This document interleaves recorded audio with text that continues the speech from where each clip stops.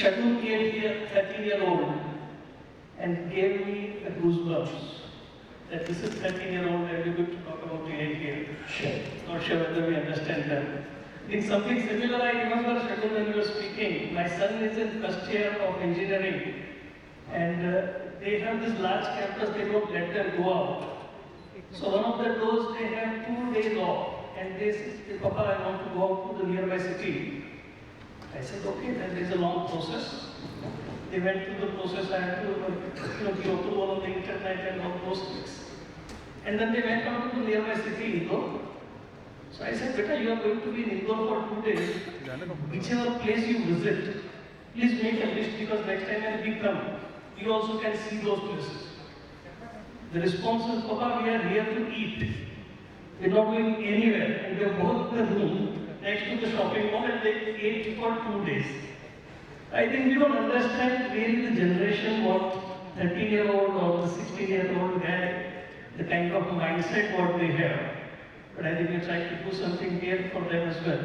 Because they are going to be eventually the consumers of everything. Everything since morning is about AI.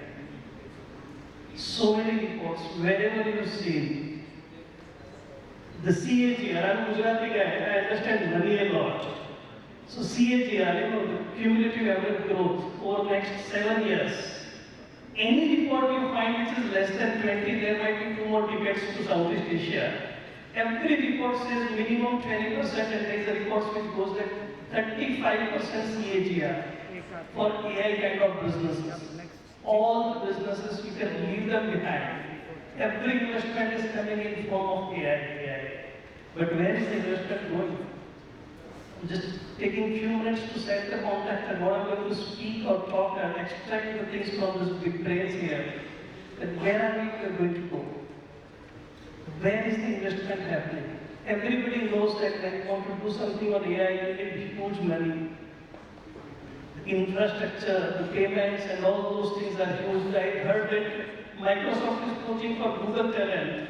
And last week, in short, one of the snippet was that 10 million they are offering to developers. 10 million a year.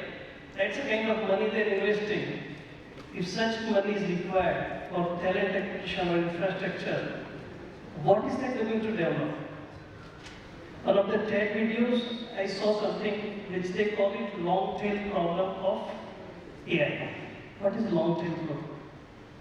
The most of the operator you can think of, the 80-20, the 80% of investment is going only into 20% and rest of the things are still not attended. An example which came out, a friend of mine, he runs a pizza chain. And if you see the billing in the evenings, this set of pizza, that pizza, that pizza, that pizza, and then there's times when the customer wanted a specific pizza but they don't have the ingredient. I was thinking whether this guy, if he gets an AI kind of system which tells him that Monday evening these are the set of pizzas, Tuesday, Saturday, Thursday, day-wise, and which time, who comes and what kind of pizzas should be done. He should have right ingredients already in place.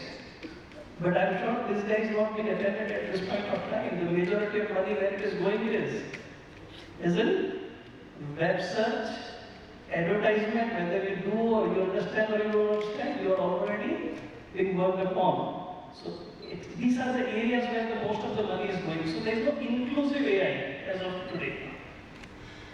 J. Chowdary sir, you are here. Couple of things you say about the Vasudhaiva Kutumbakam. We are all sitting in India, and at that point of time, I remember something that humans, how they are important. Aryabhat found 0. What is the contribution of India? So this is slightly a side talk kind of thing, and I'll try to speak a verse or a shloka. It's not too good in the Sanskrit, but I will see if I can. And I'll ask if anybody has heard of this.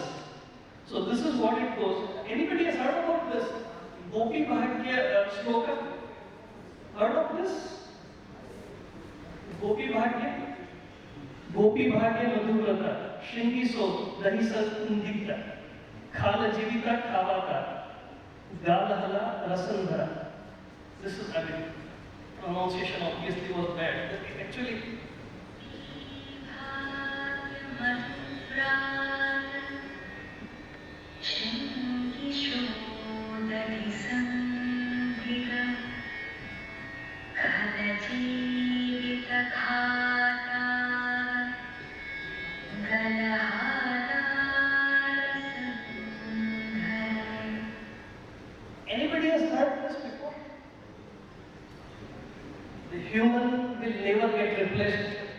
get the feeling after hearing this. This is 1600 AD. So something around 1800 years ago, Haridatta wrote this. Digi Dhruv was a document. What got embedded in this, you will be really surprised. I'll give you a clue. If I were to ask how many colors are there in rainbow, what do you remember first? Very simple. If I were to ask you, how many colors are there in rainbow, which are those colors? What's the first word comes to your mind? Vigor, isn't it? The codification. The codification has happened in this shloka. The shloka is in praise of Lord Krishna. That Lord Krishna, please protect us, all those, that's a meaning. But this has a value of pi for 32 decimal points. Value of pi is embedded in this up to 32 decimal points. Cut pi is a system which was developed by Haridatta. All you have to do is very simple thing. K, K, G. You write it up to 1, 2, 3, 4, 0, up to 9 and 10. Then again, whatever is left, you write again, you write again, you write again. First word. So go, P, bhagya. So go, G gets 1, 3. K, K, G. You remember? So G gets number 3. So that's where the pi value starts. P, go P. It comes in after the second line. So it gets value of 1. Cut pi the system, if you look up, all you have to do is map these words, into 1, 2, 3, 4. You speak, you recite this shloka, and you get a value of pi up to the decimal of 32 decimal points. So human values are embedded in our Indian system amazingly. I think some point of time, we as a senior, and the new brains like Shagun and my son, they're going to bring out that side of the story, whereas we will have a responsibility to preserve our side of the story. Together, if we confluence, we'll talk a lot about it, the AI, the kind of impact which it has had on all of our lives. We might have been influenced by those things. So we'll talk about that as well. The inspiration, where does it come from such things? The innovation. And if all things are in place, what are the imperatives? 5I is what we want to talk today. And so this coding system has worked so well, but old people like me, now memory is a problem, and I think this cheat sheets, though in school I never used those things, but I thought, let me use this here. And I have a couple of questions. Let me start off with first I. The impact part, and I think impact part, Sachin, I would like to start with you. Sachin has worked with National Regional Council, broader knowledge, and Sachin, I would like to ask you, what do you think is the impact of disruption of this AIA, whatever we keep talking, and people are moving from these traditional models to, let's say, quote unquote, AIA, artificial intelligence and automation. What do you think is the impact? First of all, good afternoon everyone. I'd like to start on a positive note. If a 13-year-old can talk on AI, I will say the impact is positive. Because this is the first time on deep tech technologies I have seen a 13-year-old talking. The traditional way was we used to call industry experts to talk on deep tech. Now we have 13-year-old talking about it, and very well said by Shagul. This question actually sets the tone for another discussion because it's a wider question. There has been a lot of fear on AI replacing human beings, and as we keep on dealing, and we were having a side chat, one theme that emerges out of it is AI is not going to replace any one of us, again a positive note for all of you.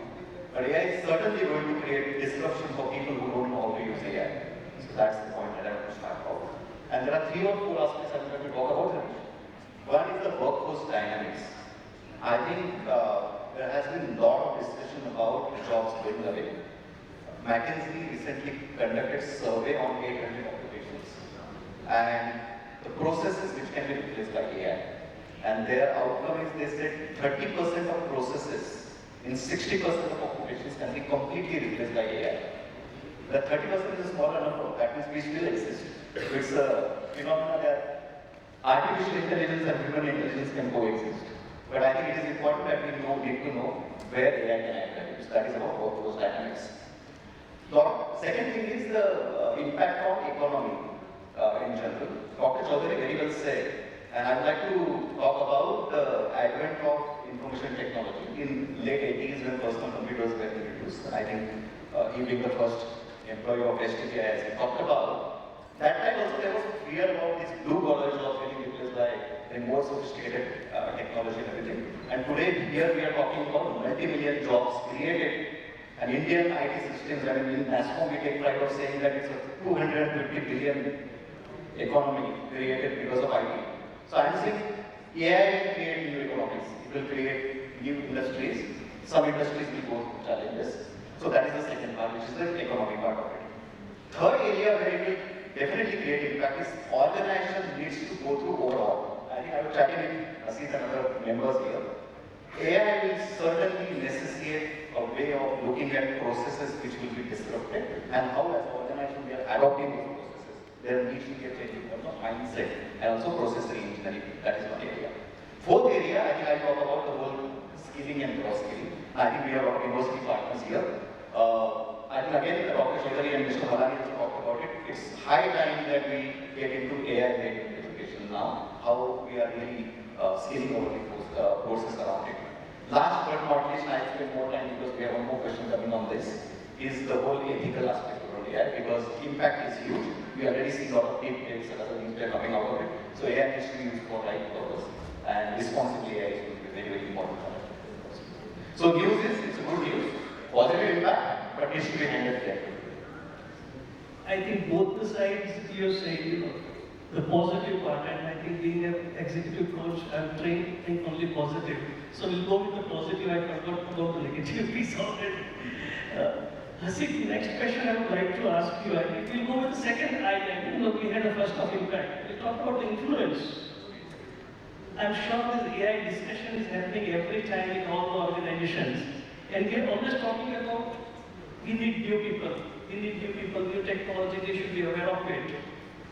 How are you going to rethink and reshape the talent management process? When I say rethink, we're talking about the existing set of employees who might have to go undergo the trainings and reorient themselves. And reshaping the whole talent management, that, right from the university till that procession. What's happening in the organization at this point of time?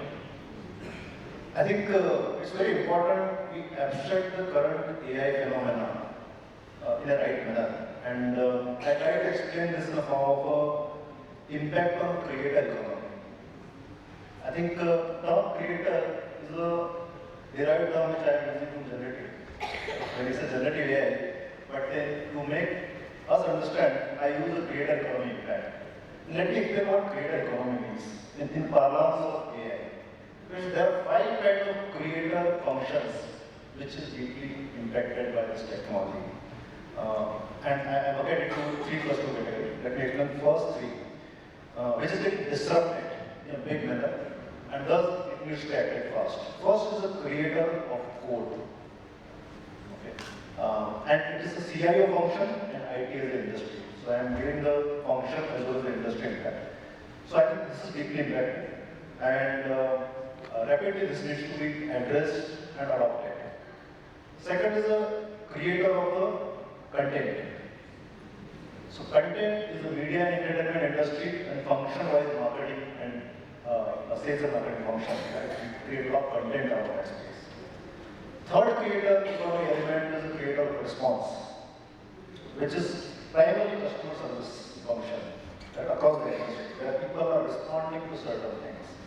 These 3 things are getting disrupted. I'm using the term disruption to allude to the fact where the efficiency gain will be significantly higher. And thus, the people who are part of these functions will have to adopt this technology faster than any other functions to avoid the disruptions. Because it will be coming with such a high force and velocity, you will have to act fast. Otherwise, you will get disrupted.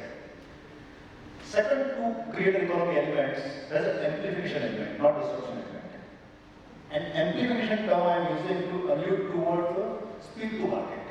it empowers you, which is not efficiency gain, but it will help you to be more competitive if you adopt this thing. And this is about the higher skill work, which will be democratized because of the scale. And first element is a creator of products. So product design is a very complex thing, very high-end skill. Most of the products in any industry take 6 to 9 months of gestation period to create product because the people who are involved in product designs are very few in the world. And because those are choking points, and that's why it takes 6 to 9 months to come up with the new products. And this is where speed will come into picture. You get a co-pilot, you get a digital assistant to do very high-end work, where you get de-skilled to some extent, you get a ready-made stuff. I think we heard that interior designing work or architecture piece got assisted by certain things. Right? So when 5 was conversation happened in 2 minutes. So this is to create economy elements which is amplified, very high-end work, piece of work can be outsourced to a lower-end people with the element of the co-pilot concept in picture. So that is the amplification of human potential, and thus you provide the speed and velocity and human greed will be satisfied faster because we are consumer of many things and we consume more and more, and people worry about this adoption of AI technology that it will take a job loss, but it will not happen at a net level because we are very greedy species. We will consume more products and more services, and thus more needs will evolve. And these creator economy element amplification will lead to more products and more services faster speed, and thus the net job addition. Second creator economy aspect which is getting impacted by amplification is about the creator of the knowledge. And the industry which is impacted big time positively around is this healthcare, life science, oil and gas. All the people who are doing research or deep research of certain things, and thus they will be able to discover the oil field, discover the new molecules, and discover the new medicines faster. Because the ingredients needed to create this research is a knowledge, and this knowledge filtering and knowledge extractions will happen faster, and knowledge abstraction will happen faster using the AI technology, and thus you will see the faster. The COVID vaccine came faster in 18 months of time against a 5-year time historically, thanks to this kind of technology which was there playing in the background, and that is a positive impact. So once we see the impact, you will realize that the fundamental role of a human being, which was a creator, is changing to the editor and reviewer. Abstraction of all this thing is that human will not create most of the things. Machine will create certain things, and human in loop will ensure it's edited and reviewed. And by nature, reviewer and editor jobs in corporate parlance is higher job. There are very few people who does the editor and reviewer. That would mean that a lot of people need to move in value chain in a skill perspective. And that is the reskilling, refactoring we are talking about, which is a heavy lifting of human potential to be changing a role from creator to the reviewer and editors across the functions. Now this is a mega task, and this is the scale in which it has to happen because you have bottom pyramid people who are doing creation job, and many people are doing this thing. How to lift the skill segment of this set of people to become editor reviewer, and the lower end people are the co-pilots and the engines of machines. Right? So I think it started influencing corporate talent function, but I believe it's influencing. Influence are very few. Very few people have like a trend in the way the whole pyramid structure looks like. Those pyramid will look very different. I think the reskilling and refactoring is potentially the biggest hurdle to growth for any company. I think bottleneck will be that, not your anything else, sales, marketing, demand, that is not the thing. But I think the reskilling, refactoring is the biggest bottleneck and biggest opportunity, both for individual and the people who are into the business of talent enablement. It's an important function, and if you have abstracted the way I explained just now, then you are creating the right scalable structure where this can be democratized and scale in an appropriate manner. I think that's very insightful, when you layer it in a 5 different ways, I think it's very easy for somebody to understand that yes, this is the section I need to manage it this way, this is this way. So you can have different strategy as far as the talent management also goes. I mean, more I hear from you, I also understand that people have to be on their toe to realize and start understanding. And I'm sure people set a lot of fear in the people's mind about the job displacement. Senior people especially Will I be able to cope up with these AI technologies? Will I be able to reskill myself and stay relevant and all? Ravi, would like to ask you, because Ravi, though heading the whole company, he loves to call himself as a people coach. So he loves being with people. He's a people guy with us. And I would like to know from you, that what are companies doing basically when employees have a worry about their job displacement? Because AI is there everywhere, and I mean, people are worried. What are the organizations doing it? What strategies they are adopting? Sure. So before I answer that, Harish, I have a question for the audience. How many of you all have used Chat GPT or any AI tool? Wow, that's fantastic. Awesome. So all of us know the power of AI, right? It's not just talking about displacement of jobs which are at an entry level, right? We're talking about complex jobs. We are talking about jobs like graphic designers, content creators. We are talking about training roles, right? We are talking about SEO. All of this which we never thought, right, that AI would take over. AI is doing that, right? Now, if, I don't know if you have heard that news, a couple of weeks back, there's an organization in Poland. They have the first ever AI humanoid robot CEO, who's a part, her name is Mika. She sits on the board as well. And she sent the first video address to the employees. So now we understand the concern is fair. The concern is fair. People have fear, people are overwhelmed, people are not able to understand, right? So from an organization point of view, the strategies are twofold, right? The first is psychological thing, right? We have to understand how we can make AI easy for our people. A lot of folks still don't know how it works. So we need to adapt to it, we need to embrace it, and we need to face the future. Only then we will be able to ride the storm, right, of disruption. The second thing that our organizations are doing is they're investing a lot on training, upskilling, reskilling, focus on learning, right? I mean, even though AI will take away jobs, but there are certain jobs which are, only humans can do. We have not been able to humanize AI, right? So we need to upskill our folks on skills like emotional intelligence, empathy, creative skills, complex problem solving. These are things that we need to upskill our folks. That is one part. We also need to reskill our folks. Let's say if we have technical guys, then they need to jump into it and understand how they can leverage AI to the benefit to improve efficiencies and stuff like that. The other thing is, if we have non-techie folks, right, then we have to make them aware of how it works. They can be users. They need to get exposure. We need not fear AI. We have to embrace it, and only then we will be able to ride the tsunami or the storm or whatever disruption is coming up. That's what I'm trying to say. I think tsunami is a word which gives again scare to the people who live in Tamil Nadu. But tsunami of disruption in positive way if we are thinking about it. I think this reminds me of a statistics.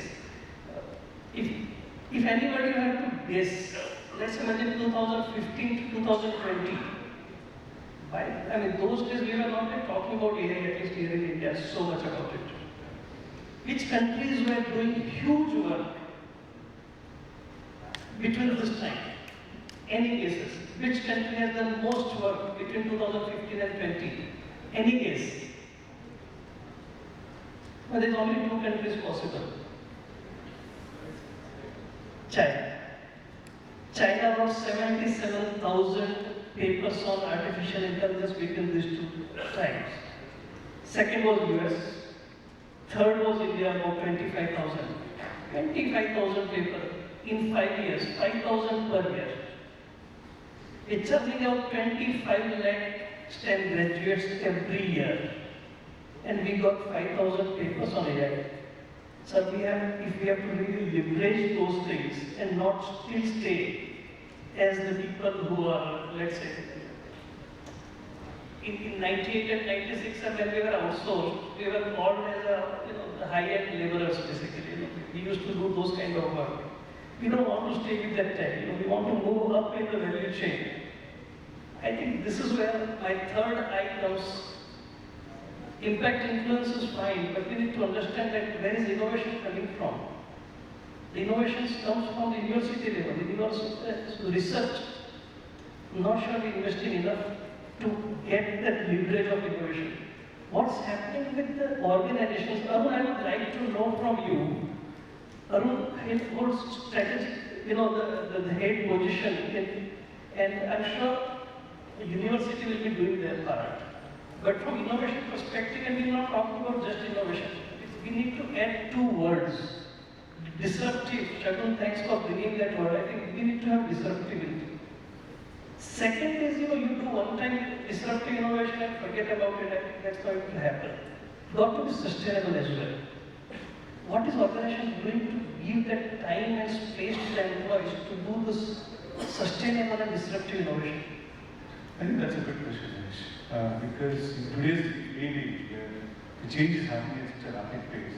You have no choice but to innovate if you want to survive. You definitely need both disruptive as well as sustainable innovation. The question which you tried to think through is, what do we do for people inside the organization? How do we cultivate structure within the organization to facilitate it? So the only way to do that, what we've been practicing, is about building a fluid organization. So you take the boundaries around it. Make people think more about data like procedures. So people are very siloed and very happy to sit in a little corner and say, this is my job, this is my role, this is what I do. You break those barriers down. Try to create a fluid organization. Everything is driven by data. The moment you start doing that, people start thinking differently. You try to bring it down to mindset shift. If you can bring that mindset shift, which runs as a program in the organization, you've got to run that. Unless you bring that in, rather than people saying that, hey, I've got X scale or Y scale or Z scale and hence I should be paid so much, I should be doing so much, which is usually the case in the organization. You bring that mindset shift in to come back and make them think differently.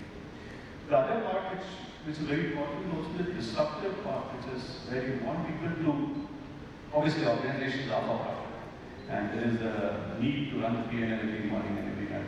So you've got to create an avenue of where you put a pocket of money, energy, focus, attention, try to help create a disruptive part of it. See, but once you do innovation, there's one big thing people have to remember that it is not that you don't do it from fear of missing out. You also got to do the fear of messing up. You got to think from the day two operations. So today, what we talk today is facing the business. We've got to solve business problems. And you can't mess up. You can't just create you can experiment aggressively, but you've got to implement it thoughtfully about it. And that's a very key concern because today we are in front of systems and customers who are at the leading edge. And in fact, I can't keep messing up things. And that's very critical for us. That whole mindset shift, the fluid organization element which comes in, I think those are the key elements which really help bring back what we call as data-driven effectual thinking. If you bring that kind of a model into play, I think. But I just wanted to quote two experiences, recent experiences. And I did travel to the US frequently, and this, some recently, some time back, I ended up in two universities in the US. And one was in the Penn State, and I was talking to the undergrads there in comp science. And they ran a 4-credit course just on English, which was very interesting, which I thought it was English for business speaking, presentations and all. And then I started talking to the people there, and then I realized that they were doing the 4 course credit on how English is spoken in Europe to Eastern Europe to India to China to Southeast Asia. And I was very curious, first of all, you're wasting time. And then the professor comes back and tells me that, look, you're missing the point. Tomorrow's coding language is English. And if my students do not understand NLP and what am I going to do with these first year kids if they don't understand this? fourth year, by the time they come back, and how am I going to teach them? That's a very interesting insight. I thought we all talk about business, English, and all of it, presentation skills in our colleges, but nobody paid attention to that. The second university I landed up was in Purdue. I was in Purdue, and I ended up there. And there I was talking to the professors, and we found that there are 2 4-credit courses just on problem solving. And I was curious, why not teach AI, why not teach the latest technology? And the principle was very simple. Look, skills will keep changing. If I can't teach my kids to problem solve, and this 2-credit courses on problem solving are the most aggressive courses in the university, which every student dreads to get into the case. So it was a very interesting item of how you reskill people and how you create a mindset shift. And I think these organizations in the country also have that onus to do it. If kids are being taught, if tomorrow's kids are being taught, I think onus on our educational systems as well as us to really change the way we do things. Thank you. I think innovations, Nilesh, next I want to take the next I with the inspiration part. You work with a company which has a very unique product in security space. What do you think CEOs and CXOs, you work very closely with these people, how can they inspire the whole organization to survive? Because survival is something, and also succeed in this new era of AI. What do you think is their role now? So, one thing I would say is, in some ways, I would go against the mood and say that the more things change, the more they remain same. In terms of some of the basic things, especially at the human level, remain same. They don't change so much in one lifetime. So, at the CXO level, at the founder level, the motivational factors, how you inspire people, they more or less remain the same. You have to be able to appeal to people's core needs, their core motivations. And there are 2 sides. One is the positive side, which is inspiring them, showing them the vision, making sure that there is a common vision that people feel part of. It's not just about creating a strong, glamorous vision, unless people can see themselves as part of the future. So that is the positive side. The other part is allaying the fears. Because the biggest part that going to stop people from taking risks is if they are afraid of taking risks. So combining these two, like balancing these two in terms of creating a positive, enthusiastic culture, as well as identifying that certain people are not going to be motivated just by positive things, they are going to be more driven by fear. So making sure that you are addressing both these kind of people, because you need both kinds of people. Right? And kind of connecting to the previous question where it was about innovation, sustainable and disruptive. Right? You need people who will be happy to run business as usual. You need to serve customers of today. Right? You can't keep taking too many changes, too many risks in that business as usual part. And you need those people to be motivated, to be able to give the 100% and be rewarded for it. While there are people who will be motivated more by change. So we need to create space for both these people, both these kind of people in the organization. Obviously, as a leader, as I said, nothing much changes because ultimately you have to lead by example. So you need to be able to reward. There are certain areas where you need to be able to reward efforts, not just the results. And because when you're taking risks, results are not always going to show up immediately. In terms of destructive, in terms of disruptive innovation, you're probably failing 99 projects and one will succeed. So how do you make sure that people are still willing to put their 100% on those 99 projects? Because if you don't do those 99 failures, maybe the 100 success will never come.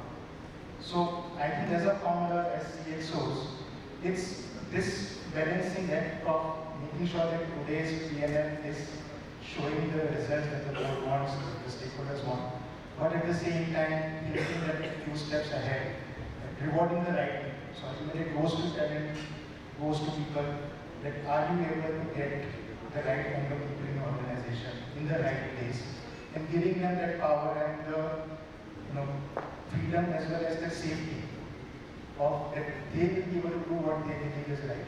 And they know that okay, one mistake is not going to throw me out of the team.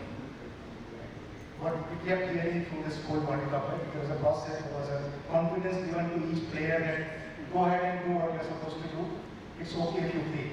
Right? We lost the final, it's fine. But we won whatever 10 games, 11 games. Right? You will not always win the final, it's fine. But you still go through that, achieve certain success. And that's what you need in a team. That's feeling of safety and common vision. I think that's very well said. Starting with the vision, basically, where we're going to contribute to protecting them and ensuring that failure is a choice, it's not a problem. I think that's wonderful insight, more from the inspiration perspective. Let's come to the last and most important point of this. We have analyzed impact and influence, innovation, inspiration. What do we need? What are the imperatives at this point of time? Do we really, Girish, I think you're founder of the company, I would like to check with you. Do we really have the technological landscape, the infrastructure wise, are we really ready for leveraging this AI wave what we're talking about?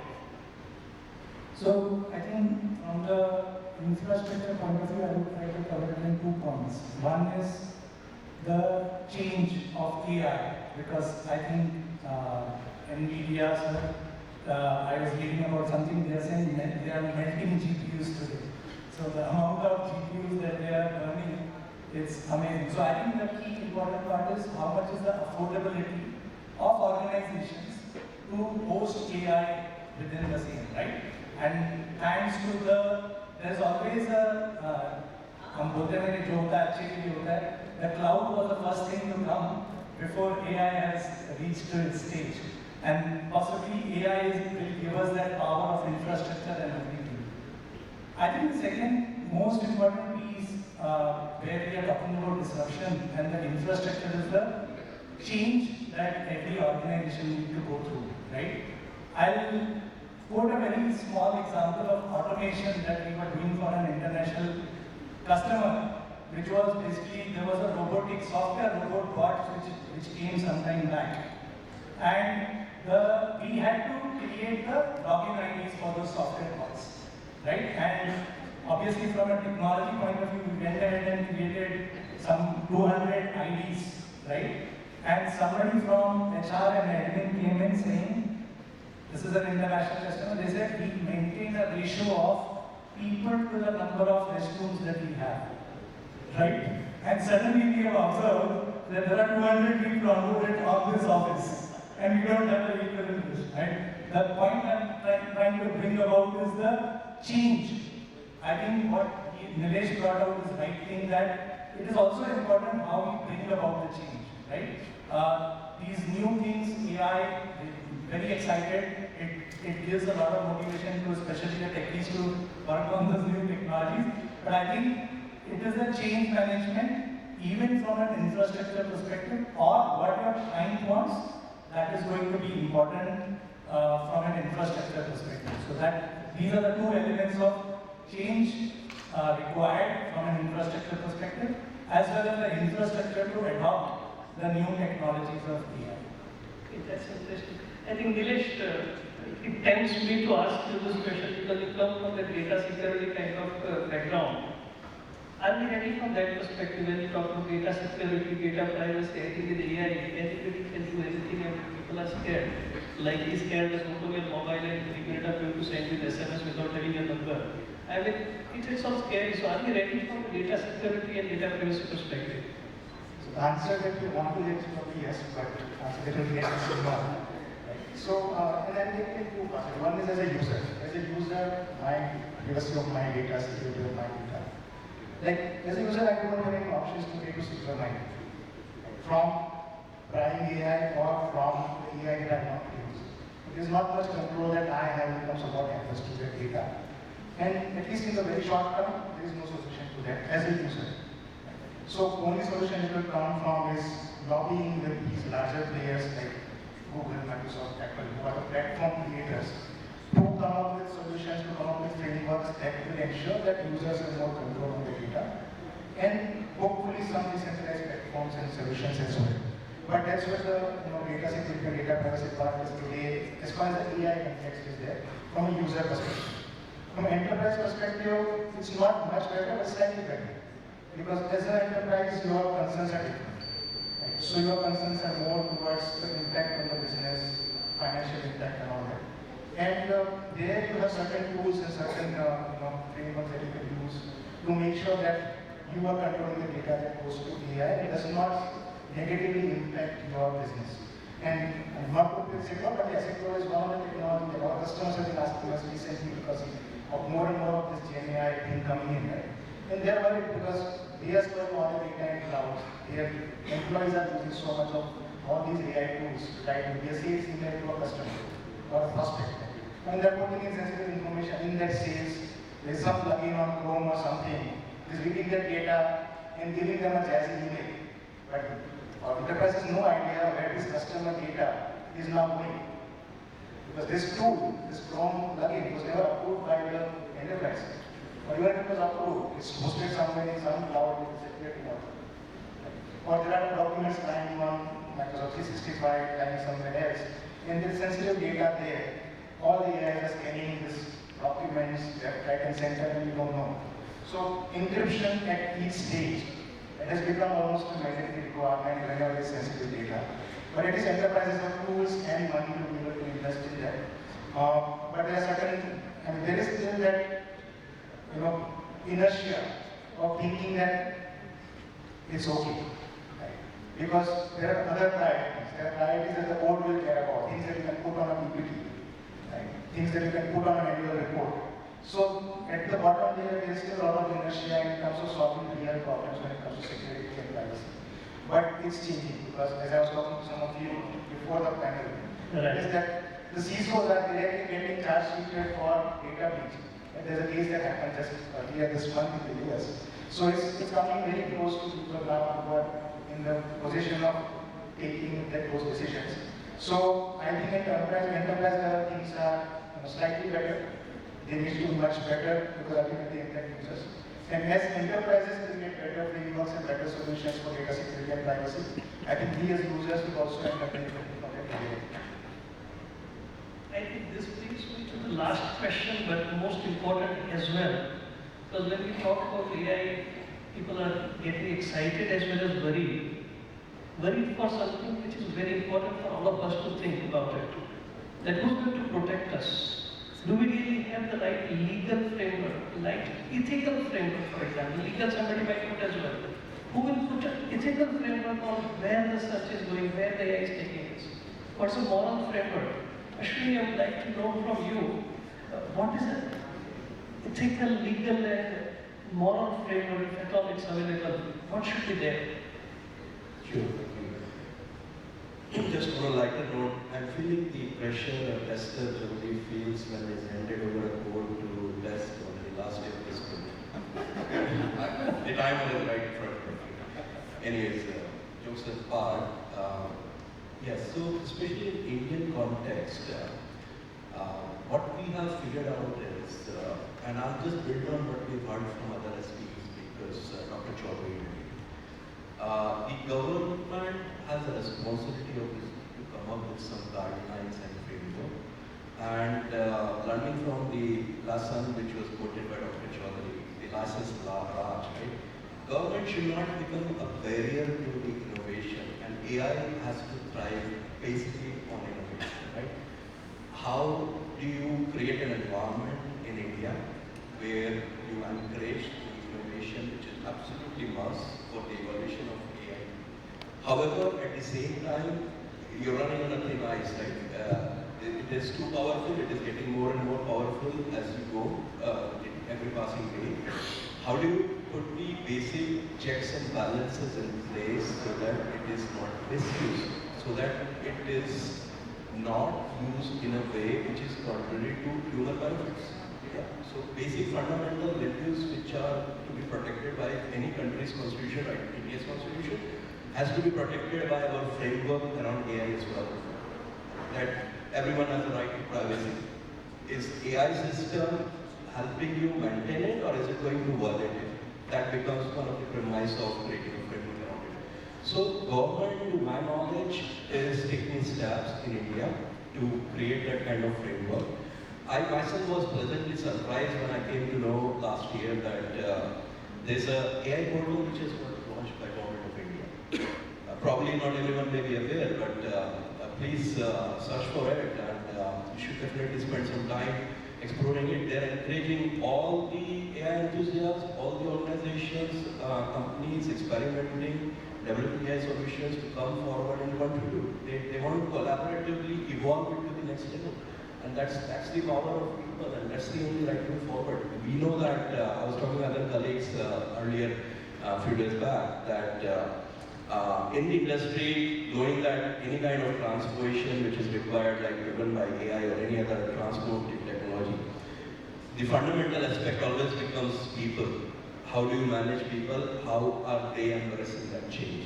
So that people aspect is the most important, more than the technology. Technology will keep evolving. It has always been the case for decades, as we know in the known history. But how are people able to manage it becomes the fundamental core deciding factor. And if you drive this as a people movement, which is a step taken by government in India, I believe this is the right step forward. The kind of work which is some organizations like NASCOM is doing, they have come up with the responsible AI toolkit. If some of us are aware of it. So I think again, that is collaboratively built with industry partnership, that it is a toolkit which helps you understand what are the do's and don'ts when you are building an AI solution. How do you ensure that you do not cross the limits of morality and you do not violate the ethics code, which is still being evolved. There's no one right sort of ethical code, right? Different countries are having different ethical codes.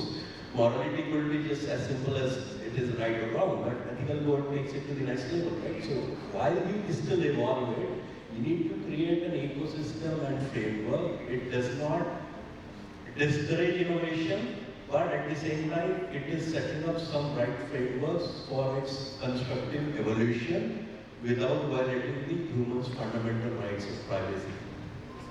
I think that's the thrust of it. I'll just take a pause the shortest time available. Sure. Yeah, sit there. So I just want to add, just to talk about India's position as a country in this space. I think all of you must be aware that AI Summit happened in UK recently. As a side of that thing, the 30 people member team was created, 15 from UK and 15 from India as a part of Government to Government Connect. And I was part of one of the invitees among the 15 people of that initiative.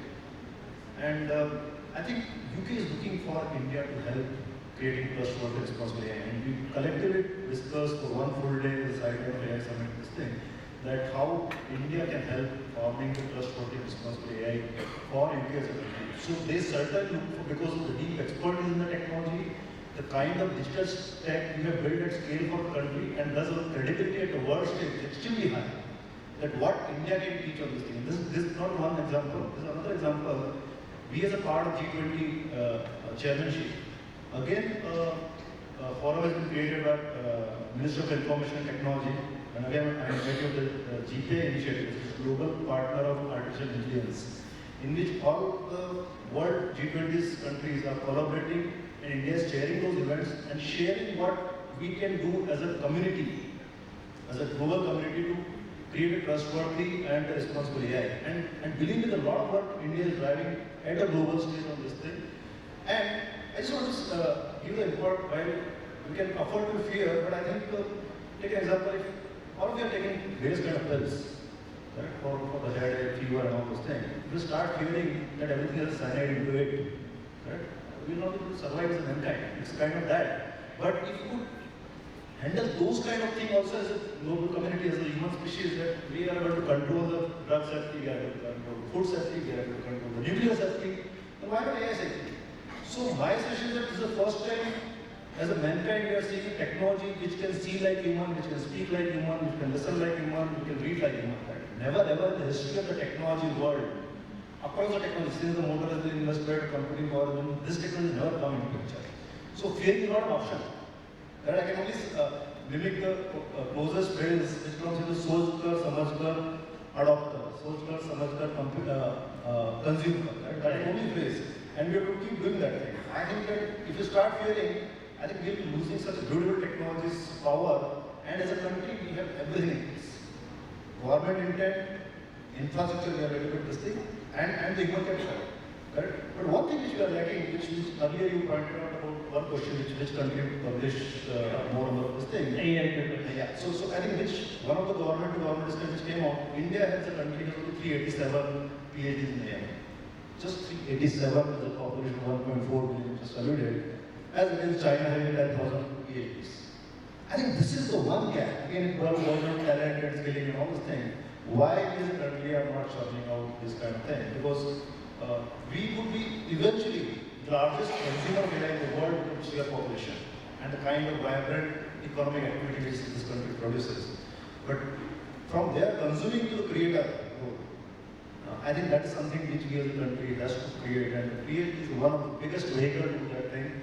And I think collectively industry, government and academia has to work together to create this model to 50,000 or 1 lakh kind of number. How do we get into that thing? How do we make it attractive to students? I think this is a bigger problem to solve. Everything else will be taken care of. I think that's brilliant.